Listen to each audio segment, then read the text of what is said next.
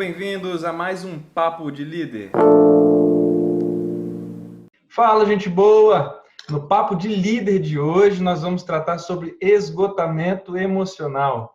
E para esse bate-papo, nós estamos aqui com a Rose Ferraz, psicóloga, terapeuta de família na visão sistêmica, psicodramatista, pastora há 23 anos, escritora e palestrante, cofundadora do ECOS Instituto de Desenvolvimento Ministerial, facilitadora do Círculo Terapêutico com Mulheres Sábias, casada há 39 anos com o pastor Tony e mãe do Leandro, Natália e Laura, e vovó da Malu, Lucas e Miguel.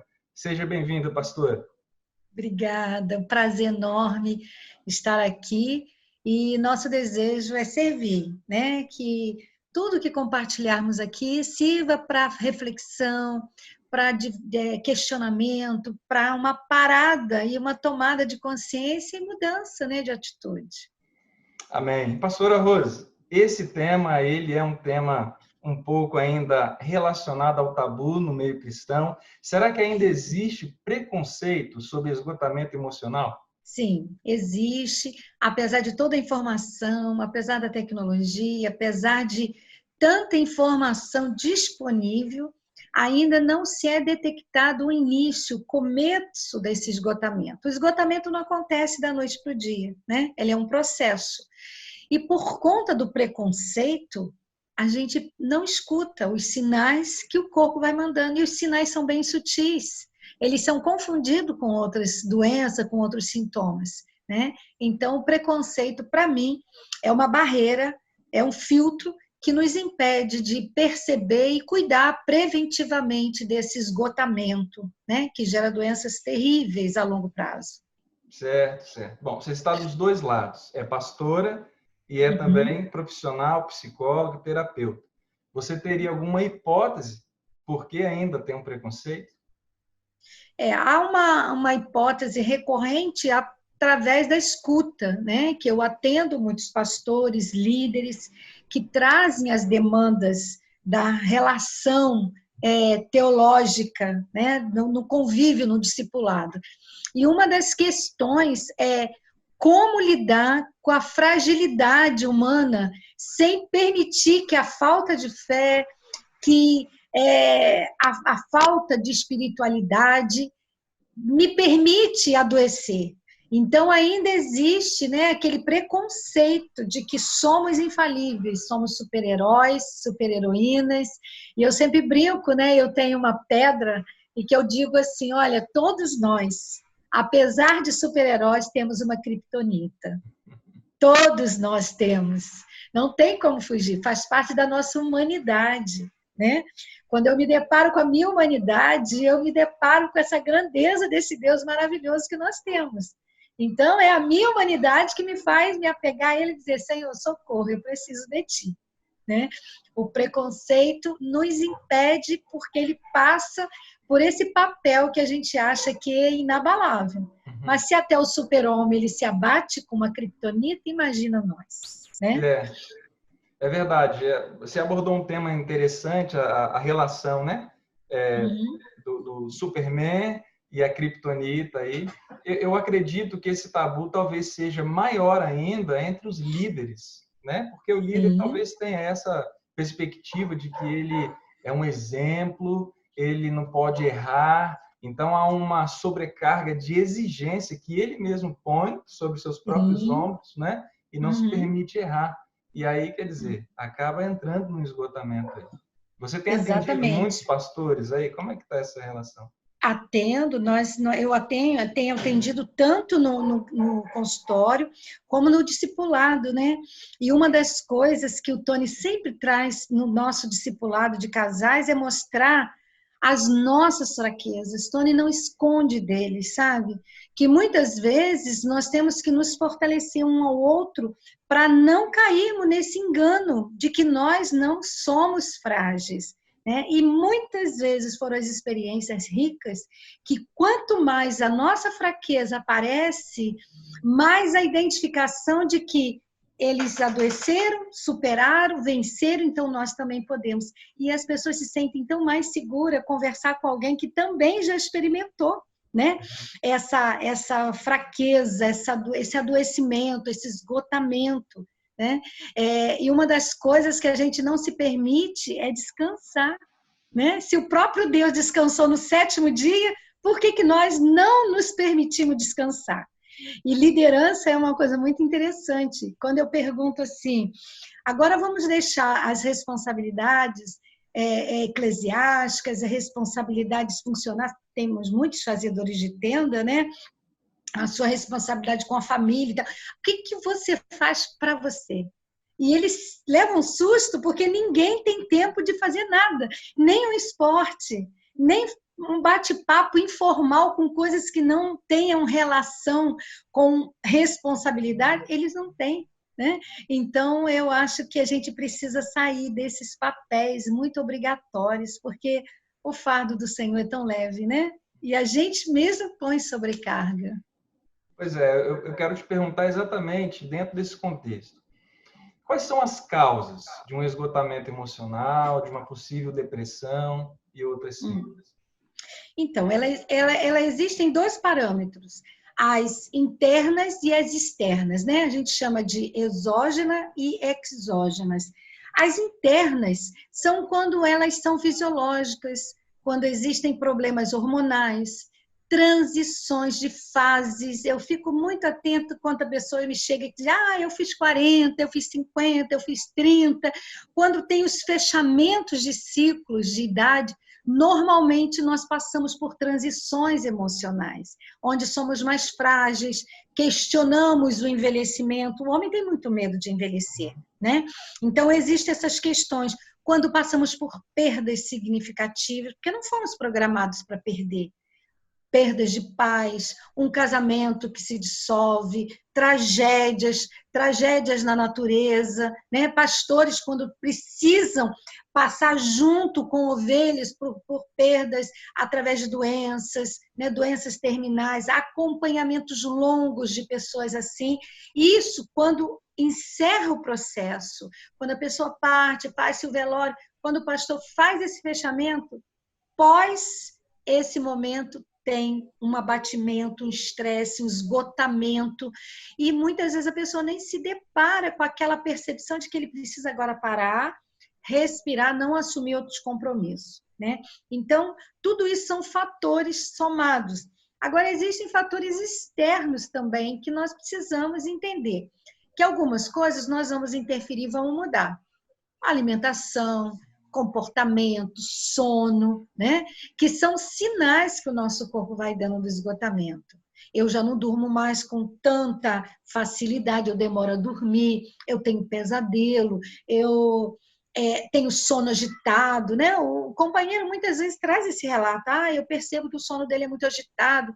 Então, são sintomas, já não tenho apetite, eu estou comendo muito doce, ou eu estou muito encegueirado para comer mesmo sem ter fome. Então, são sinais que a gente vai percebendo fora do corpo, que a gente pode mudar. Pensamento, estruturas de pensamento. Eu costumo dar exercício para mostrar, existem estruturas de pensamento que alimenta processos depressivos, né? Ouvir música, trazer à memória coisas que dão esperança. Isso eu posso mudar. Mas existem coisas no sistema que eu não posso mudar. Eu não posso determinar a data exata do dia que a quarentena vai acabar. Eu não posso. Mas eu posso desligar a TV para não me alimentar de informações negativas, né? Então, saber lidar com aquilo que é possível e aquilo que eu não posso mudar é extremamente importante. Então, o esgotamento ele vem assim, ele vem caminhando, ele vai dando sinais. E perceber esses sinais é muito importante para nós. E saber que é dentro e é fora de nós. Certo. A lista, na verdade, é bem grande, né? Muito. De causas, de sintomas, não é isso? É bem Sim, grande. Agora, sim, sim. nós já falamos um pouquinho sobre isso aqui. Vou ser redundante. Um líder cristão, um pastor, ele pode realmente enfrentar uma depressão, um esgotamento emocional? Pode. E os números, as estatísticas são muito grandes. Deixa eu te interromper. Isso não é pecado, não é? Não, faz parte da nossa humanidade. Somos pó, né? Somos terra, fomos feitos de barro. O dia que nós nos tornarmos seres totalmente espirituais, isso não será mais um problema. Mas enquanto vivermos neste planeta, nós vamos enfrentar também as crises, as doenças mentais. Aliás, esse nome, né, doença mental, psiquiatra, psicólogo, isso é um tabu. Imagina, né? Como eu, pastora, inclusive eu estou escrevendo um livro a respeito disso, como eu venci a depressão. A depressão é um gigante que ela pode ser enfrentado e derrotado, né? Há muitas teorias dizendo que uma vez depressivo, sempre depressivo, como o alcoolismo, como o tabagismo, né? Que você tem sempre que ficar se protegendo. E eu digo que não, você não precisa se proteger. Você precisa viver em novidade de vida, escutando o seu corpo. O nosso corpo é uma casinha que precisa ser cuidada e precisa ser escutada. Eu falo sempre isso no círculo com as mulheres. O seu corpo chegou onde você não gosta dele, né? Que a maior parte fala sobre corpo físico, porque você não escutou. Vamos parar e vamos escutar. O que o meu corpo está falando? Né? Então, eu acho que é olhar desse prisma de que isso não é pecado. Deus fez com essas limitações para adoecer, até para que o poder dele se manifeste nessa fraqueza, né? Que legal, que legal. Então, nós podemos aqui imaginar que o caminho tem a ver com autocuidado. Talvez a negligência com o autocuidado desses líderes, dos pastores, das pessoas no modo geral, quando não é uma questão física, não é isso? Hormonal, como você disse aí. No campo aí da mente, da forma de pensar, tem a ver com a negligência do autocuidado? Sim, muitos até por ignorância, né? Existe hoje uma vasta, um núcleo muito grande de médicos focado na medicina integrativa, mostrando a importância de mudar a alimentação, fazer atividade física para liberar hormônio, reduzir, né, o estresse, porque o estresse ele gera um veneno no nosso corpo. O estresse, ele não faz bem para nós. E como nós somos viciados a viver no estresse. Outra coisa que eu costumo dizer do não cuidado é o vício também da culpa. Olha, como o líder se culpa, né? Ele assume uma responsabilidade de dar conta de uma ação que só o outro pode fazer. Ou seja, você faz, né, um acompanhamento com uma pessoa como médico, ele passa, prescreve a receita.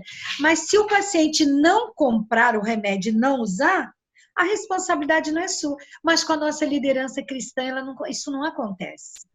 A pessoa se responsabiliza por algo que não é dela. E Deus olha para nós e diz assim, mas o que eu tenho a ver com o que você está fazendo com você? Sim. Sim. Né?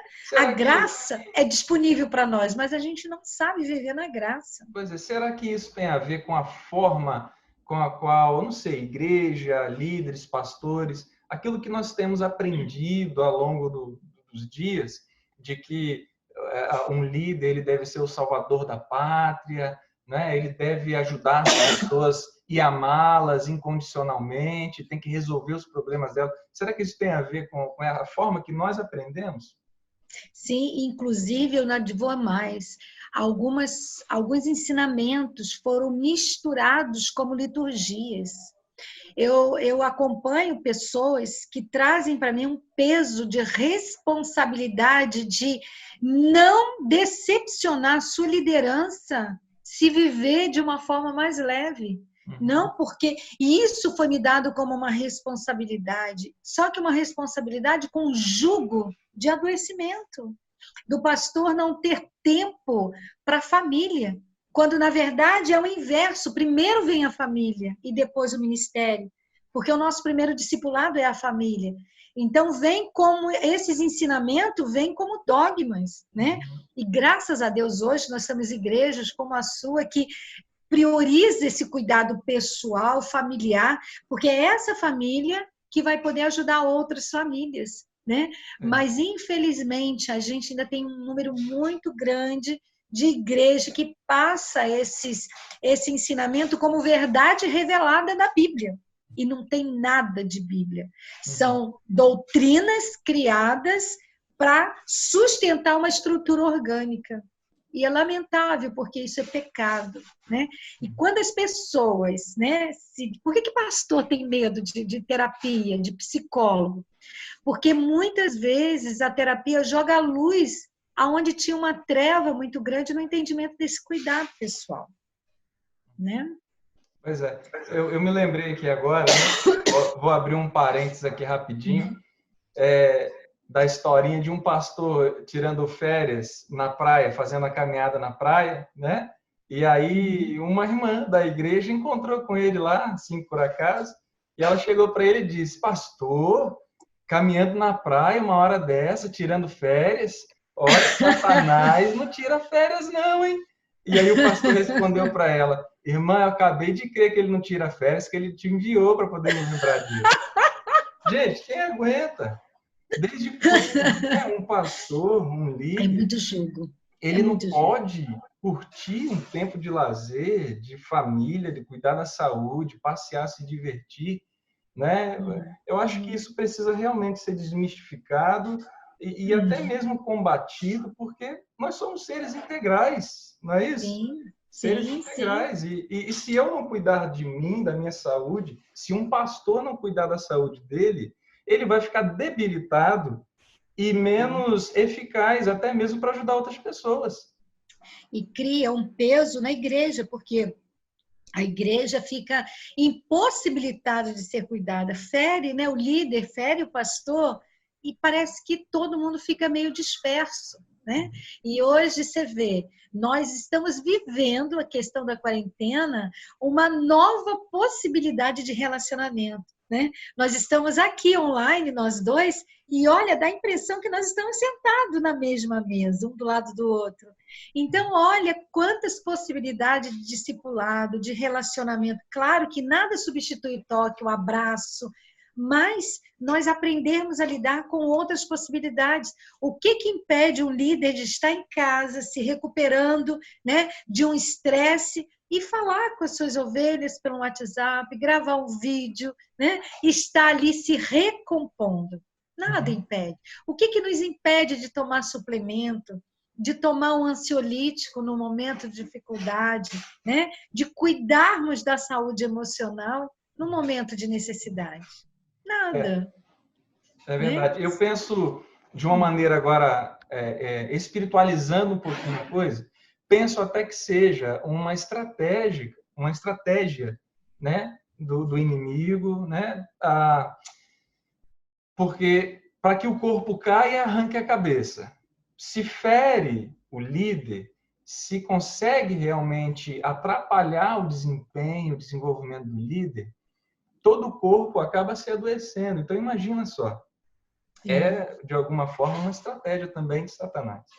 Sim. E aí envolve corpo, alma e espírito, né? Orarmos, buscarmos em Deus estratégia, né? Eu costumo dizer sempre para as pessoas, não tem melhor estratégia do que a gratidão. Acordar de manhã, abrir os olhos e dizer: ufa, estou vivo, mais um dia para viver. O que eu posso agradecer pelo dia de hoje? E fazer disso uma prática, não um rito, né? Mas uma prática mesmo. Escrever, se for necessário. Eu dou como tarefa, durante essa semana, né? Porque eu atendo semanalmente, durante uma semana, você só vai falar bem de você. Ah, mas eu não falo mal de ninguém. E aí a gente vai fazendo um exercício, ele não fala mal do outro, mas ele fala mal de si mesmo. Todas as vezes que ele diz, eu não posso, eu não consigo, eu não dou conta, porque a pessoa no esgotamento, ela tende a se vitimizar. Ela vê só o que ela não consegue.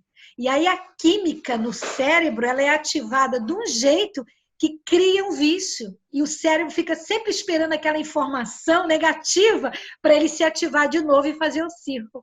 E isso não acaba. E quando você olha para o sujeito, ele já está com os ombros caídos, a face já mais entristecida, o corpo dele começa a falar, né?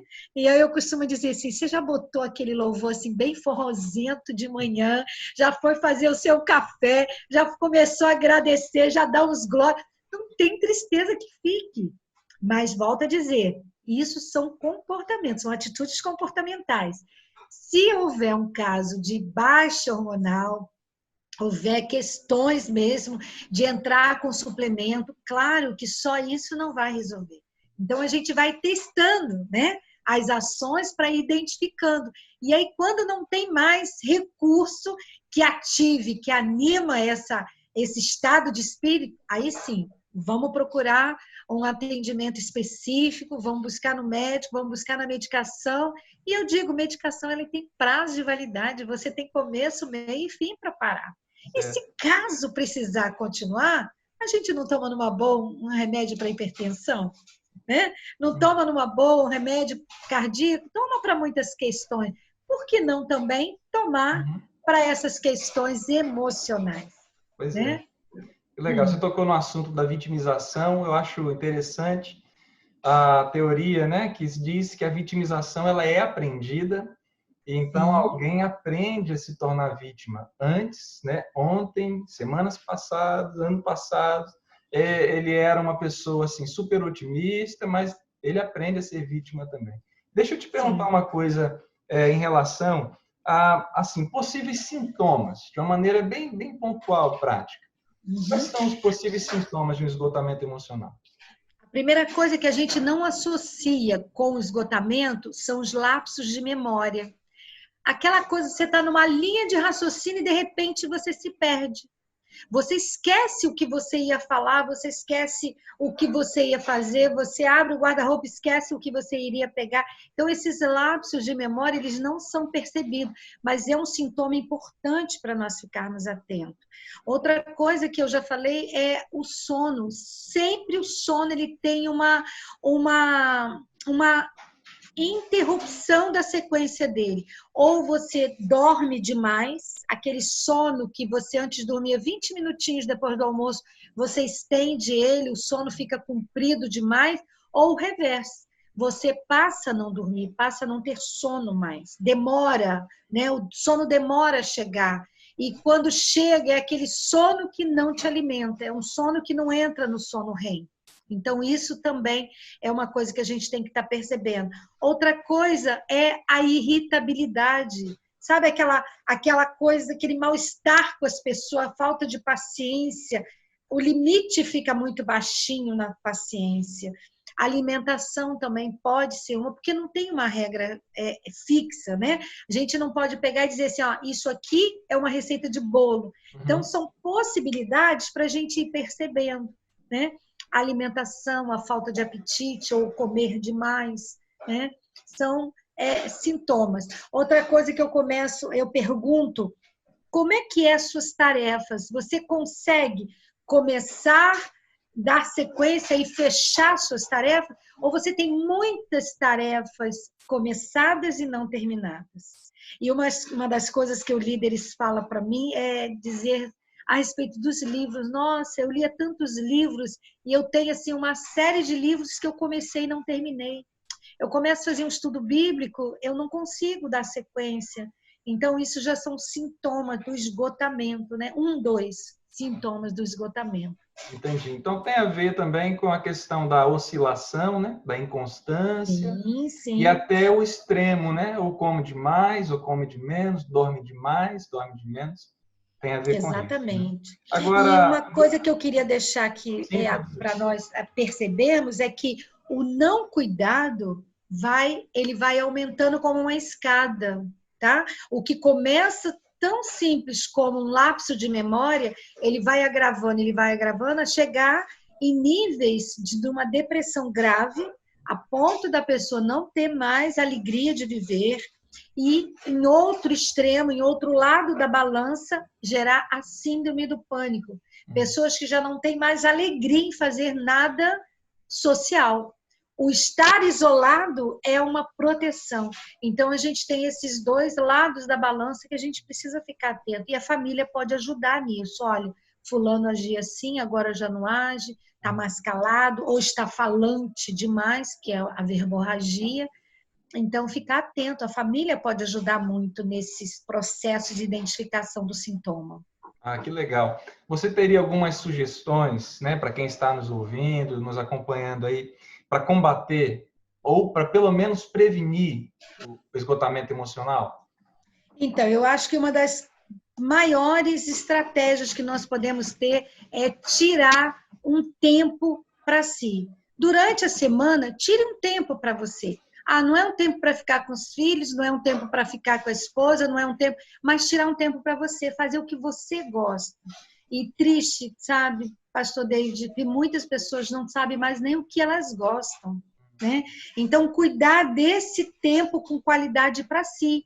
E eu costumo dizer, faz a técnica de ficar sozinho com você, vá para um lugar que você goste, respire, né? Inspire, expire, vai oxigenar esse sistema nervoso, vai perceber os seus pensamentos, porque tudo que eu penso, eu sinto, eu falo, acontece. Então, para cada pensamento negativo, 3 pensamentos positivos. Então, são estratégias simples que estão à nossa mão, que nós podemos trazer para nós como prevenção. Outra coisa é perguntar o que eu como. Isso veio da terra ou passou pela industrialização, né? Eu sou adepta da alimentação de verdade, alimentação natural. Não comermos coisas nada a ver com veganismo ou com carne ou não carne, mas a questão é o que eu como vem da natureza, tem menos química, tem menos agrotóxico, porque a alimentação ela adoece, a alimentação é o nosso remédio e é o nosso veneno. E a gente vicia, o paladar vicia, né, com coisas que vêm da indústria, porque a indústria trabalha para isso, para apurar o sabor, né, dos aditivos, e isso adoece, as células inflamam. Né? Existe uma neurocientista cristã, a doutora Rosana Alves, que eu acompanho há muito tempo, e ela explica como os alimentos inflamam o nosso corpo. O nosso corpo entra numa sobrecarga de digerir que ele adoece. Outra coisa que eu peço às pessoas para perceberem é como está o seu funcionamento intestinal. Né? Eu não sou médica, mas eu tenho uma filha médica que é a minha parceira na sociedade, nos meus atendimentos, e ela sempre traz isso. O nosso intestino é o segundo cérebro. E quando você está enfesado, você retém o adoecimento, você retém e vai contaminando o seu corpo. Então, fazer o intestino funcionar depende daquilo que eu como. Literalmente, de alimento ou de raiva. Né? E a gente tem um exemplo bíblico que Jesus nos deu. Não se ponha o sol sobre a vossa ira. Pode ficar com raiva, é lícito. Você só não pode dormir com ela. Porque se dormir, come, vai para o organismo e nos enfesa literalmente. Pois né? é, quem está amargurado está enfesado, né? Enfesado, literalmente, só acumula. É verdade. Agora, vamos deixar uma dica, né, ou algumas dicas para líderes, pastores, até familiares também que vão estar nos acompanhando aí, de como ajudar pessoas que estão em possível, né, declínio emocional. Quais são as dicas? Tirar o julgamento. A família, ela peca numa área tão simples, mas tão fácil de resolver. Não tente ajudar sozinho. Fortaleça o pedir ajuda. Eu vou com você. A primeira sessão eu faço com você. Eu vou ao médico com você. Eu vou para o gabinete com você. E quando eu atendo líder, eu faço uma chantagem emocional com ele seguinte. Porque normalmente eles vêm por indicação de pessoas muito influentes na vida dele. Quero que você vá lá, procure a pastora Rose e tal. E eu digo para eles assim, a gente começa o nosso trabalho com uma condição. Eu cuido da sua vida emocional, eu te ajudo a enxergá-la melhor e você firma no seu discipulado. Porque aquilo que é espiritual nós não vamos tratar no consultório. mas eu preciso que você cuide disso. É corpo, alma e espírito. E muitos acatam isso. E a gente tem feito uma jornada belíssima, porque a família entende esse processo de não julgar, não dar conselho, não dizer, olha, sai, vamos embora, sai da cama. E isso atrapalha, porque a pessoa se sente mais culpada, ela se sente um peso na família, principalmente se for o homem, né? Que muitas vezes não gera renda naquele momento de adoecimento. Então, não julgar, não cobrar, não dar conselho, mas estar junto para buscar ajuda, porque sozinho às vezes ele não consegue, ele se sente incapaz, olha, o que vão pensar de mim, o que a minha mulher vai pensar, o que meu marido vai pensar, meu filho, minha igreja. Então, não julgue, né? E a igreja como um corpo, ore, veja a sua liderança como alguém humano, né? Então, acho que o não julgamento, estar junto, é a coisa mais importante. Ah, que legal. Esse assunto, ele é amplo e, Sim. assim, muito bom, né, de conversar sobre ele, principalmente com você que entende muito bem do assunto, está contribuindo com a gente. Obrigada. Mas, assim, nós estamos chegando no final e eu quero te agradecer de todo o coração. Imagina, gratidão é minha. Você é muito especial, tá bom? Te amo muito, o pastor Obrigada, Tony também. obrigada. Estamos sentindo muita saudade de vocês. Obrigado por compartilhar do seu conhecimento, do seu tempo com a gente aqui. Deus te abençoe poderosamente. Imagina, estamos às ordens para servir, para contribuir. Eu digo assim que Deus me privilegiou de estar na psicologia e na teologia como um trilho do trem, né? Nós somos esse trilho que, usando essas duas ferramentas, nós podemos ajudar pessoas que são uma locomotiva, que podem trilhar no caminho da saúde física, mental e emocional. Obrigada pela oportunidade. Conte com a Amém. gente. Amém. Bom, a gente sempre termina esse momento mostrando o braço forte da liderança. E no último bate-papo que eu tive, eu estava falando com o pastor o seguinte, olha, esse é um momento, né, para simbolizar o braço forte do líder. Mas nós sabemos que a força não vem de nós mesmos, mas do Senhor que habita em nós. Então vamos mostrar aí o braço forte da liderança? Mostra o seu braço forte aí também. Isso aí. Deus abençoe. Obrigado por Imagina, tudo. obrigada. Gratidão, Um viu? beijão. Fica na paz. Outra, amém.